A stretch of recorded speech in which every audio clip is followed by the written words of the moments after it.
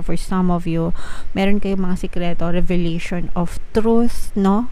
Parang may marireveal sa inyo na katotohanan, mga kapiksi, medyo masakit siya, medyo shocking, kumbaga parang shocking news sa inyo, magugulat kayo, magugulantang kayo, ganyan, parang hindi nyo ine-expect etong, pero feeling ko yung iba sa inyo guys, parang matagal nyo nang nararamdaman, may matagal na kayo nararamdaman na ganito. This is pertaining sa isang specific person sa buhay mo, no? Pwedeng romantic na relationship, or pwede rin naman na, let's say for example, kaibigan mo, ganyan.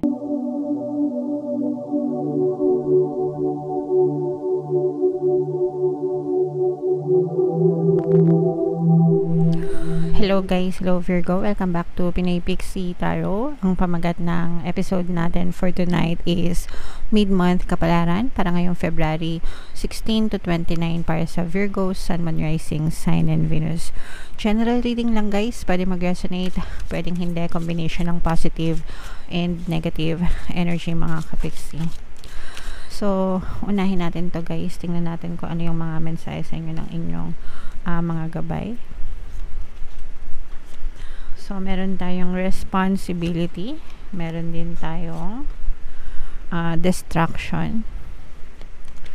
And meron din tayong moon energy para sa inyo mga kapiksi. Alright, so unahin natin itong responsibility mga kapiksi. Ito yung mga obligasyon natin sa buhay natin guys, okay? And our lives, our own responsibility. Buhay natin yan, tayo dapat yung responsible sa kahit anong nangyayari sa buhay natin. So, iwasan natin yung paninisi, no? Yung sinisisi natin yung ibang tao, kung bakit tayo nagkaganito, kung bakit tayo nagkaganyan. When in fact, tayo naman yung responsible sa lahat ng nangyayari sa buhay natin, negative man yan or positive mga kapiksi. Pwedeng maintindihan natin ng mga bata pa tayo, di ba?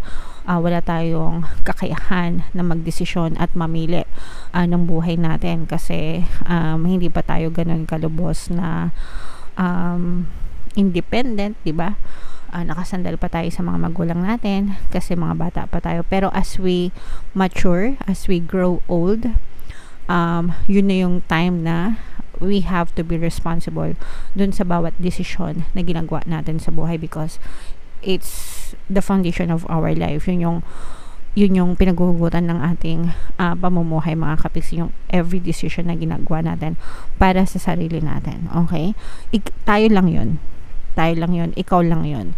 So wag mong sisihin yung ibang tao sa mga nangyayari sa buhay mo, okay? And itong distraction guys, ito yung pagkasira, no? Sa Tagalog, distraction, pagkasira. So, destruction of old system is necessary, is required to rebuild yung panibagong sistema sa buhay mo. So, ibig sabihin, kailangan masira yung mga, especially kung nasa negative na energy ka, negative vibes ka, negative belief system ka. It has to go away. It has to be distracted. Kailangan masira yung mga lumang paniniwala mo, mga panahon pa ni kopong-kopong, ganyan. And create new belief system na magbe-benefit ka. Okay? So, let's say for example, isa sa mga old belief is money is the root of all evil, di ba? Money is the root of all evil, sabi nila. Yun daw yung pera daw yung ugat, no, ng lahat ng kasamaan sa mundo. When in fact, it's not true. It's the lack of money. Diba? It's the lack of money that is the root of all evil. Pag wala kang pera, doon na nagiging masama yung mga tao, nakakagawa ng mga kung ano-ano, diba? Kaya nga may mga holdupper, magtanakaw, ganyan. Kasi wala silang pera. So, I mean, create new belief system, guys, na magbe-benefit kayo, okay? And erase nyo, i-delete nyo yung mga lumang paniniwala nyo na hindi siya nagsiserve ng purpose. Yung mga panakot ng mga magulang ba, ganyan. So, So, matatanda na kayo, so dapat alam nyo na kung ano yung tama at mali at kung ano yung makakabuti sa inyo, mga kapiksi. Okay? Sometimes we cannot blame our parents kasi ganun din sila pinalaki. Kaya kung ano yung paniniwala nila, kumbaga sinalin-salin lang. Pero habang tumatanda ka, dapat ikaw mismo yung nagki-create ng solid na belief system sa buhay mo na magbe-benefit ka and magbe-benefit din yung mga anak mo. Alright? And eto naman, guys, this is the ruler of your emotions, no? So pay attention sa iyong emosyon. Kung maganda or pangit yung nararamdaman mo, it tells you one thing. Pag maganda yung nararamdaman mo, ibig sabihin maganda yung pattern of thoughts mo. Pag maganda yung pattern of thoughts mo, maganda rin yung makikita mo sa iyong physical reality. Kapag negative yung nararamdaman mo, ibig sabihin negative yung iniisip mo. Kapag negative iniisip mo, pwedeng maging negative din yung iyong physical reality as a consequence. Okay? So, use your emotions. Ask yourself, anong nararamdaman ko ngayon? Masaya ba ako? Malungkot ba ako? Bakit? Bakit ko to nararamdaman? Anong iniisip ko? Bakit ko to iniisip? Makakatulong ba sa akin to or makakasira ba sa akin to? Okay? So, kapag nasagot nyo na yung mga yon, guys, di ba? Decide. You have to be responsible for your own life, mga kapiksi. Okay? Alright. So, yan ang mga messages para sa inyo, Virgo. Comment down below, guys, if feeling yan naka-resonate kayo dyan. So, dito naman, mga kapiksi, tingnan naman natin yung ganap sa inyo ngayong February 16 to 29. Shuffle ko to, guys. Habang sinashuffle ko to, panoorin nyo muna yung video natin regarding sa ating paano mag-manifest ng abundance video course. Kapiksi, sawa ka na ba sa mga struggles at hirap sa buhay mo? Masipag ka ba at masikap sa buhay ngunit hindi ka pa rin umaasenso? Ilang beses ka na bang nag-attempt magnegosyo at mag-invest pero palagi ka pa rin nalulugi? Sa pagkakataon na ito ay maaaring may subconscious beliefs ka na nagiging balakid sa iyong pag-unlad at pagyaman. Introducing, paano mag-manifest ng abundance video course. Dito ay matututunan mong ma-overcome ang mga balakid mo para tuluyan ka ng umunlad, umasenso, sumagana, maging matagumpay, successful at maswerte sa iyong kabuhayan, pera, trabaho, negosyo, salapi at kaperahan ng bonggang-bongga.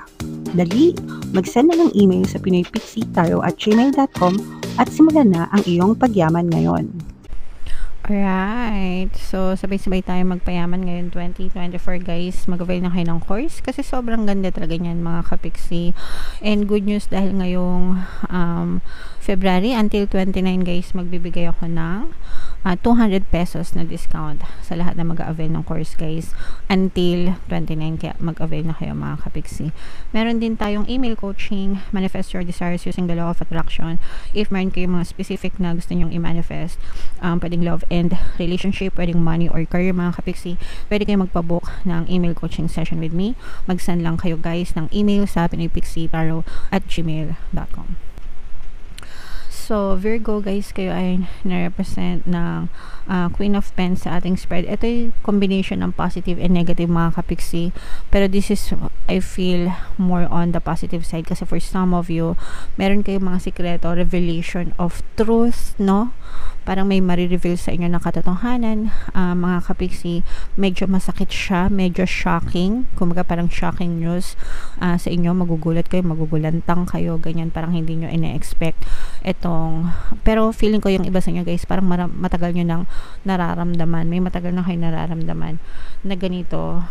This is pertaining sa isang specific person sa buhay mo, no? Pwedeng romantic na relationship or pwede rin naman na, let's say for example, kaibigan mo, ganyan, kamag-anak mo, na parang meron kayong masaklap na katotohanan na madidiscover about dito sa person na to. Parang something na ginagawa niyang hindi maganda sa'yo or something like that, pero medyo shocking ito. Pero this is both a curse and a blessing at the same time, kasi curse siya kasi parang hindi mo iniisip na ganun pala siya. Okay? And blessing siya kasi nakilala mo na yung kanyang pagkatao right now. Okay? So, ganun pala siya. Okay? Now, alam ko na. Parang ganun. Okay? So, yeah, it's both a curse and a blessing para sa inyo. Pero if I were you, I will take it as a blessing, 'di ba? Kasi kahit papaano nakilala mo na yung totoo niyang pagkatao, so alam mo na kung paano ka makikisama sa kanya. Pwede namang makisama ka pa sa kanya, pero wag mo na siyang pagtiwalaan ng bonggang-bongga, kasi baka pagsamantalahan ka nitong person na to. Pero hindi ko naman nakikita na galit kayo sa person, no? Parang meron kayong acceptance, meron kayong forgiveness, kung ano man yung na-discover mo sa kanya, parang tinatanggap mo naman siya ng buo na ganun pala siya. Pero yun nga, parang at the same time, protective din kayo sa sarili nyo, kasi kahit na mahal nyo tong person na to or importante siya sa inyo, mahal nyo pa rin yung sarili nyo and gusto nyo pa rin protektahan yung sarili nyo, mga kapiksi. Okay? So, tama lang, sakto lang, guys. Everything is changeable and malleable, no? Lahat naman ng tao pwedeng magbago. Maaari kayo magkaroon ng second chance nitong person na to, and talikuran yung mga negative na nangyari between the two of you. Alright? So, nakikita natin na parang yung mga trust issues nyo, or kung may broken trust kayo with this person dahil dun sa shocking revelation na inyong nalaman, parang magkakaroon pa rin naman ng chance na marikindle or maging maayos yung inyong pagsasama. Guys, merong paparating na swerte sa inyo, so i-mind nyo na yan. Kasi for some of you guys, no, this is parang may cooking, no, niluluto, no, parang meron kayong something na niluluto right now. So pwedeng negosyo yan, pwedeng pagkakakitaan or whatsoever. Pero ito guys, magdadala ito ng, this is parang ano siya, kung sa mga kapiksi natin, no, kung meron kayong mga, let's say for example, nagtitinda kayo, tapos yung mga produkto nyo parang may kinalaman sa mga bata, no, kunwari yung mga baby dress or yung mga bottle feeds, basta may mga gamit ng mga bata, ganyan. Comment down below if nakaka-resonate kayo. Parang sila yung parang yung iba sa swertehin sa ganon, okay? Pero hindi ko sinasabi na yun lang, no? Pero malakas yung hatak na ganon na energy, na kung nagbebenta kayo ng mga, I don't know, birthday package pang babies, ganyan. Basta may kinalaman sa mga babies, guys. Talagang yung iba sa inyo sa swertehin ng bonggang-bongga sa ganyan larangan. So, ituloy-tuloy nyo lang yan sa mga kapiksi natin na may mga ganyang klaseng negosyo or produkto, mga kapiksi. Pero kahit na hindi ganyan ang negosyo nyo, guys, talagang nakikita natin na, yan, no, namamayagpag yung inyong swerte, biyaya, blessings at mga pagkakataon, no? These are second chances, blessings, good luck sa buhay nyo. So, ito guys, i-mind nyo yan. Sa comment section, mga kapiksi, wag nyong palampasin, wag nyong bitawan. Mind blessings, mind pagpapala, mind swerte, mind second chances, no? Kasi talagang magaan yung daloy ng pera at swerte sa inyong pamumuhay, mga kapiksi. Especially kakapasok lang ng lunar calendar, di ba? Kakasimula ng lunar calendar, Chinese New Year, kakapasok lang. So, i-mind nyo yung mga blessings na yan, Virgo.